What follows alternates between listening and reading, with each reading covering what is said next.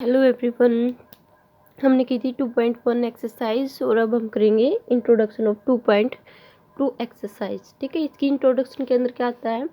Relation और domain, codomain और range. ये हम 4 टॉपिक के बारे में डिस्कस करेंगे। फर्स्ट ऑफ ऑल, रिलेशन क्या होता है?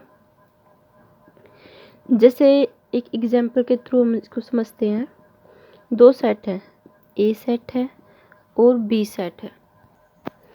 ए सेट के अंदर एलिमेंट ले लिए मैंने 1 2, बी सेट के अंदर एलिमेंट ले लिए 3 4 एंड 5। मान लो ये ले लिए मैंने। ठीक है, अब एक इसकी हमने पढ़ी है कार्टेशियन प्रोडक्ट। ठीक, कार्टेशियन प्रोडक्ट। अब ऐसे हम मैपिंग करते हैं। ठीक है, ऐसे मैपिंग करते हैं हम। अब जो रिलेशन क्या होगा? रिलेशन एक इस टाइप का एक सेट होगा, जैसे X Y, X belong to A and Y belong to B, और साथ में कुछ एक कंडीशन मिलेगी, जैसे कि वाई है वो ग्रेटर देन होगा एक्स से। जैसे यहाँ पे अगर मैं लिखती हूँ तो पेयर क्या आएंगे मेरे? 1 3 ऐसे करके, 1 4 ऐसे करके, 1 एंड 5, नेक्स्ट 2 3 2 4 2 5। अब इसके अंदर देखो, जो फर्स्ट एलिमेंट वो x को डिनोट कर रहा है। यहाँ पे देखो, इन दोनों एलिमेंट में जो फर्स्ट एलिमेंट है ये x को डिनोट कर रहा है, जो सेकंड एलिमेंट है ये y को डिनोट कर रहा है, और जो x है वो लेस देन है y से। देखो 1 3 से छोटा है, यहाँ पे भी 1 4 से छोटा है, और यहाँ पे भी ऐसे ऐसे करके सब। ठीक है, तो ये एक रिलेशन है, लेकिन इस रिलेशन के अंदर हमने एक एक्स्ट्रा कंडीशन को ऐड कर दिया। ठीक है, और ये किसका सबसेट हुआ? देखो ये है, ये एक रिलेशन बता दिया मैंने, लेकिन कार्टेशियन प्रोडक्ट में भी तो ये सारे के सारे एलिमेंट आएंगे, ये सब ऑर्डर्ड पेयर आएंगे कार्टेशियन प्रोडक्ट के अंदर भी। ये 1 3 से लेकर और जो ये 2 5 तक सब आएगा। तो ये इसका, अब एक मैं यहाँ पे दूसरी कंडीशन लगा के दिखाती हूँ। ये तो एज इट इज रिलेशन हो गया, वो क्या हो गया? कार्टेशियन प्रोडक्ट होगी। अब यहाँ पे देखो, अगर मैं यहाँ पे एक कंडीशन को चेंज कर देती हूँ,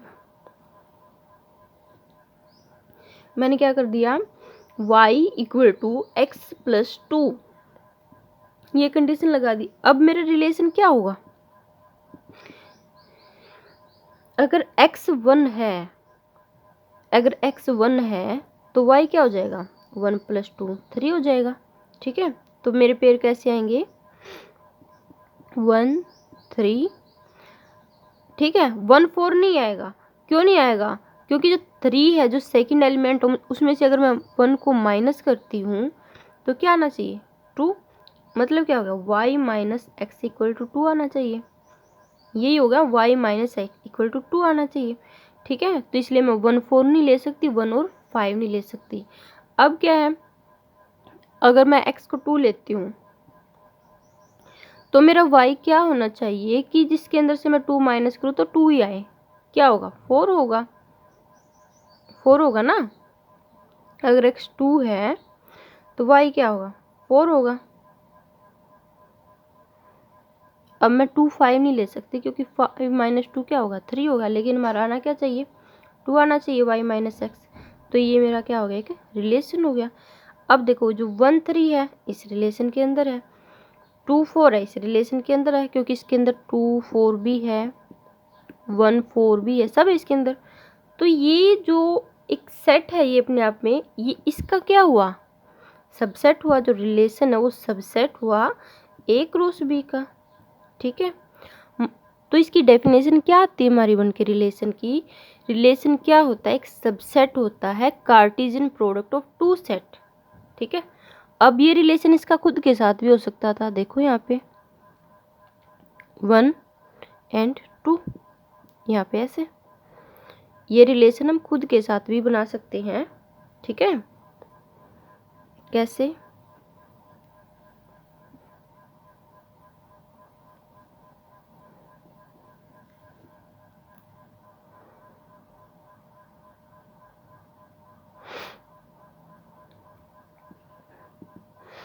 अब इसकी कार्टेशियन प्रोडक्ट तो आपको आती होगी, जैसे 1 1 1 2 2 1 2 2 ऐसे। ठीक है, चलो यहाँ पे हम कर ही देते हैं, ऐसे होगी। 4 एलिमेंट होंगे इसके कार्टेशियन प्रोडक्ट के अंदर। ठीक है, अब मैं एक रिलेशन लिखती हूँ x and y such that x and y belong to a, क्योंकि दोनों ये सेट है तो x और y a को बिलोंग करेंगे।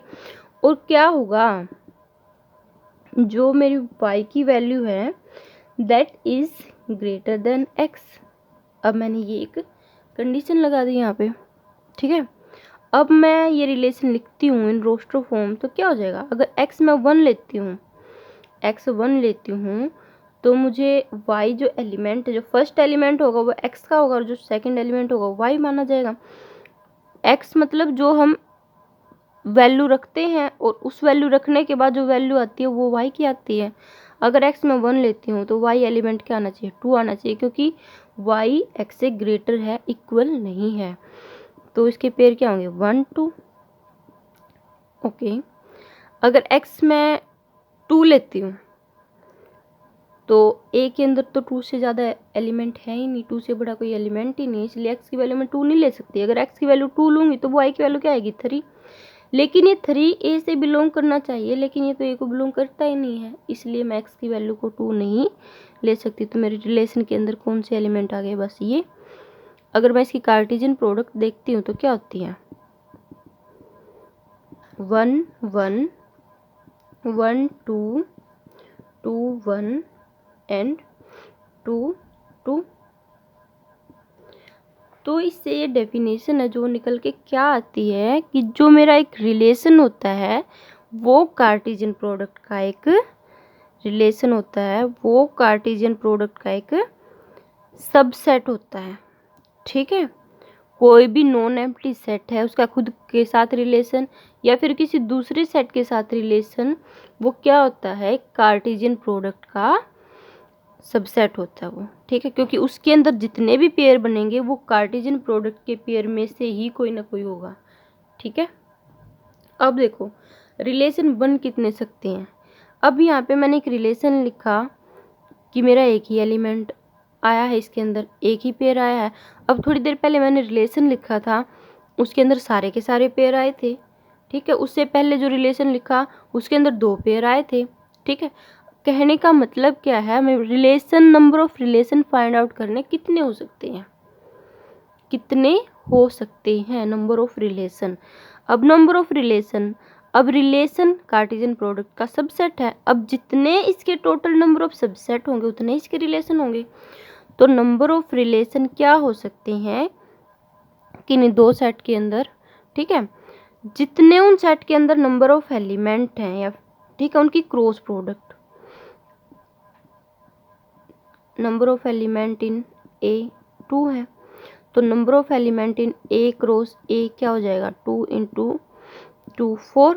अब total number of subset in this set, इस ए क्रॉस ए के अंदर टोटल नंबर ऑफ सबसेट हम क्या निकालते थे, अगर किसी सेट के अंदर नंबर ऑफ जितने एलिमेंट हैं 2 की पावर में उतने नंबर ऑफ, जितने नंबर ऑफ एलिमेंट है उतने ही करते थे।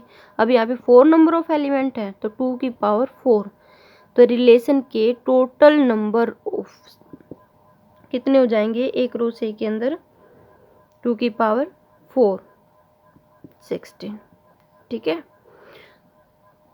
टोटल नंबर ऑफ सबसेट भी 16 ही होंगे एक रो से के अंदर, और टोटल नंबर ऑफ रिलेशन भी 16 ही हो सकते हैं, क्योंकि जितने टोटल नंबर ऑफ सबसेट होंगे उतने ही टोटल नंबर ऑफ रिलेशन हो सकते हैं किसी सेट के अंदर। कैसे, मान लो मैं एक ऐसी कंडीशन लगा दूँ कि उस रिलेशन के अंदर 1 1 आए, क्या पता ऐसी कंडीशन उस रिलेशन के अंदर 1 2 आए, क्या पता 2 1 आए, क्या पता 2 2 आए, क्या पता ये 2 का पेयर आ जाए, क्या पता इन 2 का पेयर आए। ऐसे करके जितने टोटल नंबर ऑफ सबसेट हमारे बन सकते हैं उतने ही टोटल नंबर ऑफ हमारे रिलेशन किसी सेट के अंदर बन सकते हैं। अब यहाँ से एक चीज़ हम देखते हैं, ये रिलेशन है हमारा इतना। ठीक है, अब ये सेट ले लिया, ए भी मान सकते हो आप इसको, सेट को कोई भी सेट भी मान सकते हो। ठीक है, दोनों से दिखा रही हूँ मैं। 1 1 1 2 2 1 2 2, ठीक है। अब देखो जिस x की वैल्यू है, जो x की वैल्यू है, जो इधर वाला सेट है, जिसकी मैपिंग हम इधर वाले सेट के साथ करते हैं, जो जो इस मैपिंग में शामिल है, जो जो इस मैपिंग में शामिल है उसको हम बोलते हैं डोमेन। इस रिलेशन के अंदर डोमेन क्या है, जो फर्स्ट एलिमेंट होता है वो डोमेन होता है, ठीक है। इस रिलेशन के अंदर डोमेन क्या है, इस वाले सेट को देखना हमने, इसमें किसकी मैपिंग की गई है, इस रिलेशन के अंदर 1 की गई है, तो डोमेन है हमारी 1, ठीक है। डोमेन क्या होगी हमारी 1, ठीक है। 2 नहीं होगा डोमेन के अंदर, क्यों नहीं होगा, इस रिलेशन के अंदर तो जो सेकंड पेयर आया ही नहीं जिसके अंदर फर्स्ट एलिमेंट 2 होगा। x की वैल्यू होती है जो, वो क्या होती है हमारी डोमेन होती है। जो भी हम x की वैल्यू रख सकती हैं इस सेट के अंदर, जो फर्स्ट सेट होता है, इस सेट के अंदर जो भी एक एलिमेंट पेयर के रूप में आता है, ठीक है, मैपिंग होती है जिसकी, वही क्या होता है हमारा डोमेन होता है। अब रेंज क्या होती है, इस एलिमेंट की जिसके साथ मैपिंग होती है, इस वाले सेट के जिन जिन एलिमेंट की, इस वाले सेट के जिन एलिमेंट के साथ मैपिंग होती है वो क्या होती है रेंज। यहाँ पे देखो 1 की किसके साथ मैपिंग हो रखी, 1 के साथ हो रखी, क्या नहीं हो रखी, किसके साथ हो रखी, 2 के साथ हो रखी, क्योंकि 1 के साथ 2 आया है, तो रेंज क्या होगी इसकी यहाँ पे 2 होगी। अब 1 नहीं होगी रेंज, क्यों नहीं होगी, 1 तो इस मैपिंग में आया ही नहीं, ठीक है। अब देखो कोडोमेन, कोडोमेन क्या होता है, जो सेकंड सेट होता है ना, सेकंड सेट होता है, जितने भी उसके एलिमेंट होंगे वो सब क्या आएंगे कोडोमेन के अंदर आएंगे, वो पूरा का पूरा सेट क्या हो जाएगा कोडोमेन। अब देखो रेंज है जो, और ये भी इसी सेट से निकल के आई है, और कोडोमेन भी इसी सेट की है, तो रेंज क्या हो सकती है, या तो ये सारे के सारे एलिमेंट हो सकते हैं, इनमें से कुछ एलिमेंट आएंगे रेंज के अंदर जो भी मैपिंग में शामिल होंगे, अगर कोई खाली भी बच गया तो कोडोमेन के अंदर वो भी आएगा। तो रेंज भी क्या होगी हमारी, रेंज भी सबसेट होगी किसका, कोडोमेन का। आ रहा है समझ में, ठीक है। अब एक चीज और यहाँ से, जो ये एक्स वाले एलिमेंट है, जो एक्स वाले एलिमेंट है, इधर सेट वाले एलिमेंट है, उनको जो मैपिंग में शामिल है, ठीक है, और जो इधर वाले हैं, इधर वाले सेट के जो एलिमेंट हैं उनकी इस साइड पेयरिंग हुई है, तो इस एलिमेंट की ये क्या होगी, इमेज भी बोलते हैं हम इसको, क्या होगी इमेज। जिस इस एलिमेंट की इस एलिमेंट के साथ मैपिंग हुई है तो उनको क्या बोलते हैं इमेज, और जो इधर वाले एलिमेंट हैं जिनसे उनकी मैपिंग हुई है, इनके पीछे जो एलिमेंट है उनको हम बोलते हैं परी इमेज। ये है तो वैसे +2 का टॉपिक, लेकिन यहाँ पे भी समझ लेते हैं, ठीक है। इधर वाले एलिमेंट को हम क्या बोलते हैं इमेज, जो मैपिंग में शामिल है, और इधर वाले एलिमेंट को हम बोलते हैं परी इमेज। जैसे यहाँ पे है 2 है, सेकंड सेट का एलिमेंट है 2, ये क्या है इमेज, और इस 2 के साथ किसकी मैपिंग है 1 की, तो ये 1 2 का क्या है परी इमेज, 1 2 की क्या है परी इमेज, और 2 क्या है 1 की इमेज, 2 1 की इमेज है और 1 2 की परी इमेज है, ठीक है। ये थी इंट्रोडक्शन। अब हम करेंगे आगे exercise number 2.2। Till then try yourself, and please if you like my videos then share my videos for all those students who need this content really. Thank you for watching. Okay.